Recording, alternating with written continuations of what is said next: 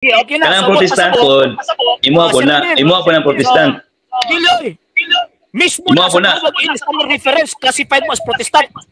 Kasi unsay na protestant sa imong pagsabot nimo? Unsa protestant? Katong tawag in pundok ra ideolohiyang gitukod ni Luther ni atong 1517. Okay. So, do you think nga ang inyong iglesia mo ay pinakauna? Kisa mo di una day. Sulpot raman mo. Okay. Asa man mabasa sa Biblia nga ang inyong iglesia mo ay una? St. Matthew chapter 16 verse 18 and sa history nag-ingon mo ng simbang Katoliko. Kasi daw basa daw palihog. Minawon ako. St. Matthew chapter 16 verse 18. Basahon ako. Okay. 16-18. Sultihan ko ikaw Pedro, ibabaw ni ning bato tukuro na kong iglesia ug bisan gani ang ganghaan sa impero dili makabuntog. Sumala sa history kanang iglesia mo ng simbang Katoliko. Next question. Asa may Roman Catholic dira? Na nabasa mo Roman Catholic wala? Wala man ngadling Kristo. Wala di ay. Nganong ningon magagigipusyon man nimo nga inyohan na wala man di ay. Pay gani na history. Okay, naka-history. Okay, na history. Isa ka punto akong pangutanan sa imo.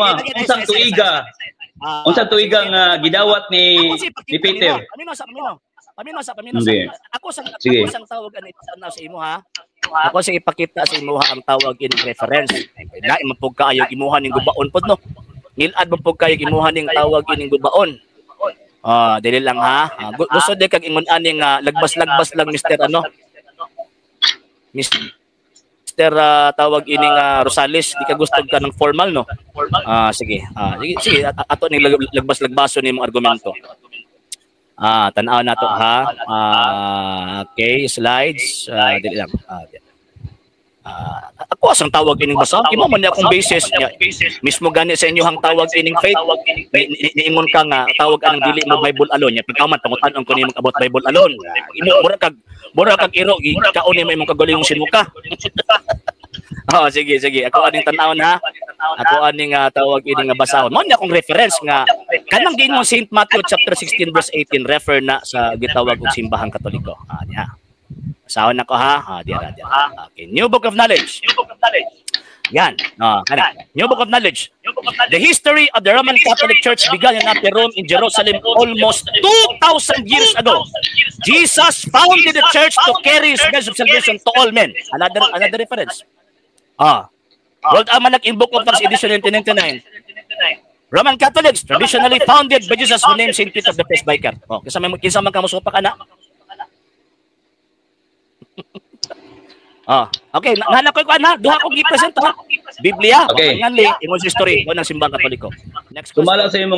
Sumala sa imong gihatag nga referensya. Mao pa na sa Biblia. Mo, isulti ang Biblia nga si Kristo. Negative. Kristo ang tawag kayo ng fundador sa Iglesia Katolika. Kaya, piso mo ang question na. Ano ba, ikaw may nangako. Question dyan ko kay, mo nagingon ako nga, asa man ang imong ebidensya, paminaw, asa man ang imong ebidensya nga, kanang giingon sa referensya, sayop na. Na may mabasa diya sa tawag o, itawag niya, isa, nakalimot ko, nasa kulo, sa Mateo City, Marco City.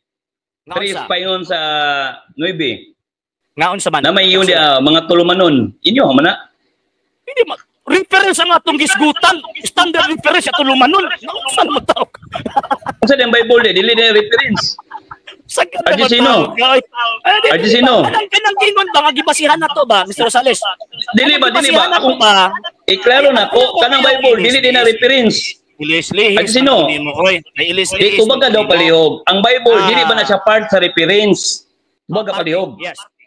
Salamat. Dili na kaya na dapat na reference. Ikaduha, standard ba na nga reference? Dili. Dili. Ang Bible. Ha? Dili. Ang Bible, dili standard reference? Yes. Okay, salamat. Standard na para si mo. I-define what is standard reference. Tagain ang dokumento, even sa online. Tagain ang dokumento nga ang Bible na classify as standard reference. Okay, salamat. Sige daw. Okay. Ay, salamat. Last na po nga question. Okay na to. Tagain ko ebidensya. Wala kay tawagan ng ebidensya. Okay na to. Ebidensya. Bro. Tagain kong ebidensya nga nag-ingon nga ang Bible na classified siya as standard reference. Okay na to. Di Okay ka na to. hatag, no? Di na ko, okay na to. Di na ko mo daga istorya kay sumala sa gingon nimo. We need to accept kung unsa imo ang likuan. Last na ko mapunta na bro RJ. No. Bro RJ. This is not panel discussion. Wrangling discussion, dili panel discussion. Adi ka bro. Sige na, at least natin ibuan ba. Last na ko mapunta na sa imo. Okay ra. Okay ra, sa kamutan na lang. Okay lang, isa kamutan na. Isa-isa karon, lipat-lipaton pag ko nimo. Sige. Di last na ba? Last na. Okay. Sige. Tagay ako man ani, para pimota na si mo ha para fair. Sige, wala problema. Sige. Ikaw. Last na ko nga pangutan na. Unsang tuiga nga gidawat ni Pedro ang iyang pagka-apostolis? Unsang tuiga o unsang pitsaha? Gidawat ni San Pedro ang iyahang tawag iyang pagka-apostol based sa calculation ni tawag ining Genesis Siguos mga around 30 AD sa pagsugod ni Kristo sa ministeryo. Tagay ko referensya nimo kay inyo ana mga referensya. Nagito kay na. Sige paliw ko tagay ko. Okay, World History by O'Brien. Wala akong reference. Pakitay ko. Pakitay ko. Hindi po ba nako? World History by O'Brien. Pakitay ko. Tuig ko. Ayaw. Adlaw. Dili, mo na tuig ka ni. Yes, tuig. 30 AD. Sa pagsugod sa pagministeryo ni tawag ini ni Kristo. Adlaw bulan. Specific yun kaya ano. Sa tanan niyo nga po, naagi na sa specific nga adlaw bulan. Gani ang pagtukod na gani. 33 AD, di ba? Not necessarily. Nga naman kay even gani ang tawag ining year, nagdaog pa mga istoryan kung kinsay sundon. Siguos pa o Josephus. So ibig sabihin ba, di ka makahatag sa kuha? Ikaw ang tawag ining mahimong katawanan karon. Kaya bro, ibig sabihin ba, bro? Professor RJ Sino, ibig sabihin di ka kahatag. Unsa ibig na di ka kahatag? Nga naman, kay silent ang history, even sa particular date. Silent. Estimation based. Paminaw sa kay nagtuos ang kalusot, gawa kalusot oy. Even ang tawag ini mga istorya, nag-ergo pa sila in terms sa calculation of years. Mabata kong giwas mo gikot na ko si Genesis Siguos. And gawas lamang og naa kay ihatag reference nga mali ko. Manang dili ka pudi mo katawa, nga naman kay wa man kay ihatag reference nga mali ko. Nya kay sige ako na pumitaw ka na. Ako na pumitaw na. Ansa? Kay wa man kay mahatag unsa bitaw ka na. Di ba na matawag ko claim? Dili ba ang ako pangita kay kon man year, month and days. Ayaw sa lagi ayaw nihatan ako reference ang world history. Ang giingon ni O'Brien 30 AD gitawag niya iyang mga apostol. Kay 30 anyos man siya nagsugod sumas Biblia. Di ba? Unsa nga man? Unsa nga man? Unsa nga man tagi? Basta ni tawag sa mga apostol 30 AD. Okay na bro. Okay na. Okay na. Ang tawag ng mga tanon. Ikaw ang tanon. Ano sa man naog si Kristo kalibutan kay para magtukod og 70 Adventist? Unsa daw? Asa ka nagbase na sa referensya o sa Biblia? Biblia referensya. Okay mahatag sa imo ana. Wala di ay. May mabasa ba sa Biblia kapag sulod bersikulo nga 70 Adventist? Wala kay mabahatag ana. Wala yung mahatag. So, buti pasabot ka lang 70 Adventist chismis ra na. Huwag man kayo matag sa Biblia. Kung ang imong pangutanan nimo, kung ang imong pabag ako. Lagi. Lang. Ang buti pasabot kanang inyong lagi mo tubag lagi ko. Di maga minaw. Kung ang imong gusto nga tubag, litra por litra, dili liw kahatag ana. Kay ngano, pagbuhat pa lang sa Biblia, wala mo 70 Adventist ato. Kung imong kanahon good. Very good. Oh no. Very good. So dapat gani. Dili na Adventist. Sige. Patiwan sa ako. Kinsa may naghatag anang 70 Adventist kay wa man kana sa Biblia. Isa ubo ko tubagay na. Mo gani dapat kung wala mabasa dili ni may pangutana kay kabalo naman kana. Lugay na gugana si Juana basa. So ang buti pasabot mali to imong gihimo ganina nga tawag ini gusto mo ipabasa ang butang di mabasa. Yes, mali siya kung claim. Kung na-claim. Ang nakakuan mo ko na ni Bro Adjino, kay claim ang good mo. Claim mo. Imong gikaon karon ang imuhang baruganan. Balikon nako ang tawag ini nga question. Balikon nako ang question. Kini bang 70 Adventist kay wala man na sa Biblia? Kinsa mo ginaghatag anang ngalana? Ang Ginoo. Unsang sita sa Biblia kapitulo bersikulo nga naghatag sa ngalan sa Ginoo? Okay, mo nag-ingon ako si Argentino. Ayaw lagi paghatag og pangutana nga wala sa Biblia. So ang buti pasabot imo pagkaron wala sa Biblia na. So ang buti pasabot nagtubag ka sa ko karon wala sa Biblia. Naa si Piso. O may pare dito. Episo. Basahan daw unsang sita sa Biblia, unsang sita sa Episo. Manalagna. Bersikulo sa Episo. Unsa na manalagna le? Unsa na manalagna? Adventist ba? Ayo English ba? 70 Adventist. English ba?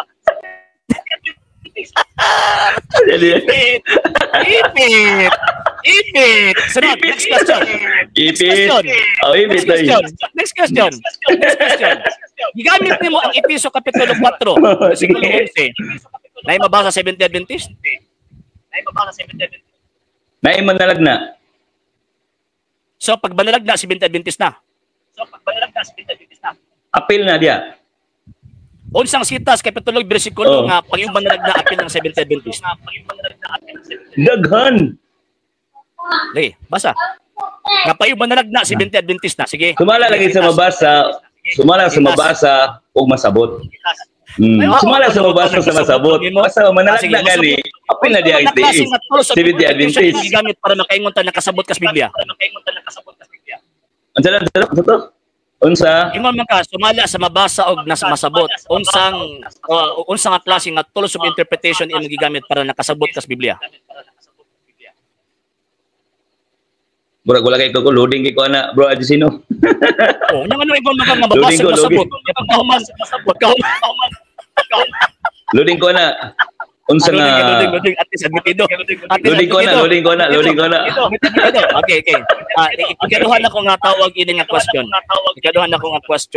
Kining pagsulod ninyo ba sa adlaw tawag ining ipapahulay ba? Kinsa man pud nagsugo ninyo nga magsunod mo ana? Ang Ginoo. Unsang sita sa Biblia kapitulo bersikulo nga apil mo sa gisugo ana? Naa.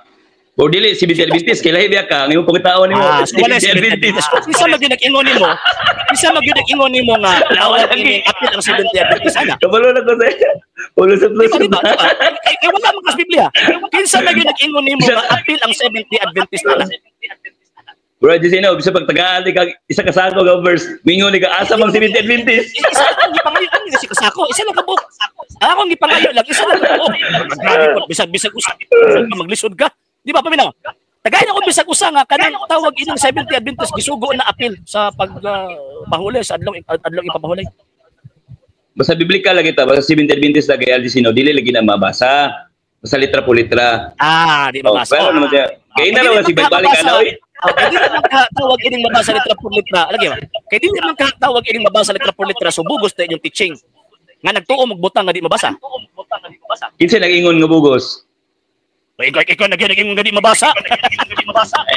Ikaw na ba nag-ingon nga bugos? Ipit. Ang imong mga pangutana manggod kay puro way klaro. Akong pangutana ko klaro kayo. Nag-claim good ka. Sa Biblia ang nag-implement sa napulo kasugo ang Judaism. Kamo, kinsa man nag-implement sa napulo kasugo sa inyo ha? Judaism o kamo-kamo ra pod? Ang Ginoo. Asa mabasa? Sa Biblia kapitulo bersikulo na pod. Sige na ba? Kala yung style di mo ba? Ang imong style di mo ba?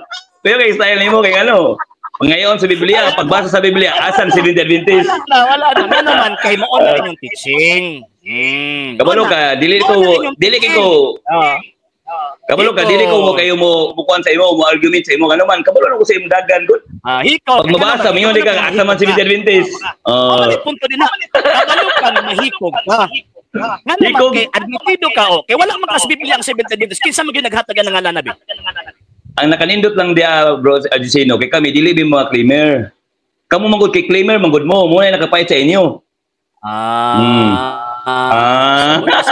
Wala mo ni claim. So wala mo ni claim tinuod ni Kristo. Dili sa ingon nga wala mi ni claim nga kami ang dili ang tinuod ni Kristo. Wala mi ingon nga di claim. Ang punto na ko ba, kanang giingon ninyo ba? Bantiwan ka na unsa man taon ka. Ang kanang giingon ninyo ba nga kamo lang ang iglesia nga matuod. Claim man kay na oy, klaro man giingon sa Biblia nga adunay daghan nga. Pariha ba ang Katoliko o 70 Adventist? Sa to, Katoliko o Seventh-day Adventist? Pareho ba ang Katoliko ug Seventh-day Adventist? So, unsa nga kapareho, Bro Jusino? Kaya daghan man lang. Magkapareho ba ang simbahan Katoliko Romano ug ang Seventh-day Adventist? Magkapareho o dili? Katoliko. Si Romano Katoliko ba? Romano Katoliko. Kay miro Katoliko mo gud kinatibukan mo guna daghan mo guna. So, dili gid pareho. Dili pareho. Pila man di ka bukid ni Iglesia? Isa. Kay wala man ka mo nag-claim unsa man nag-iglesia haron? Kasi wala mo ni-claim. Adventist man na. Sige, Adventist na. Unsa na klase Adventist? Klase Adventist, Seventh-day Adventist or tawag nila kuan katong gitukod ni William Miller? Seventh-day Adventist. General Conference. Dili ba ang Seventh-day Adventist General Conference na himugso lang ni adtong 1863? Tapos, unsay problema? Sakto dili. Unsay problema lagi? 1863. 1863. Sumala sa imong referensya. 1863 man ka, admitido ka 1863. Anus aman na gitukod dito sa iglesia 1863? Natukod naman guna. Natukod naman guna. Lahi ang nagtukod ug lahi ang magtutukod. Binaw man ay mo oy. Lahi ang nagtukod ug lahi ang magtutukod. Ayaw mo likot-ipata na sino? Ibawad pa ng tawagan ng argumento ninyo. Sige na. Sige, salamat. Okay na. Sa hindi pa po nakapag-follow sa mga pages po natin, i-follow nyo po yung mga pages po natin, RJ Horolanciano II TV, Apolia Punto Argumento page, Kuya Apologies TV page, and RJ's Vlog 2022. And pwede rin po kayo mag-send po dyan ng Facebook stars. And also, sa ating po mga channels, sa hindi po nakapag-subscribe, subscribe po ninyo yung mga channels natin, Dalay Catholic, Apologies International Official, RJ Sano II TV, Kuya Apologies TV, and Barrio Kawayan Religious Forum. And pwede rin po kayo mag-send po dyan ng super sticker, super chats, and super thanks. And maraming salamat po sa mga kapatid at mga Katoliko na ulis pong tumutulong sa programa po natin. Maraming salamat po. Nang dahil po sa tulong at suporta po ninyo, ang programa po ito until now, andito pa rin po sa social media. And until now din po, nangangailangan pa rin po tayo sa tulong at suporta po ninyo dahil wala po kami magagawa rito mga sir, mga ma'am, kung wala po yung tulong at suporta po ninyo. Sa gusto pong tumulong, sa gusto pong sumuporta, pwede po ninyong ipadala ang tulong at suporta po ninyo sa pamamagitan po ng ating mga account numbers dyan po sa ating pong screen. And pwede nyo po kaming i-message sa ating pong page kung via remittance po yung papadala po ninyo. Maraming salamat po in advance.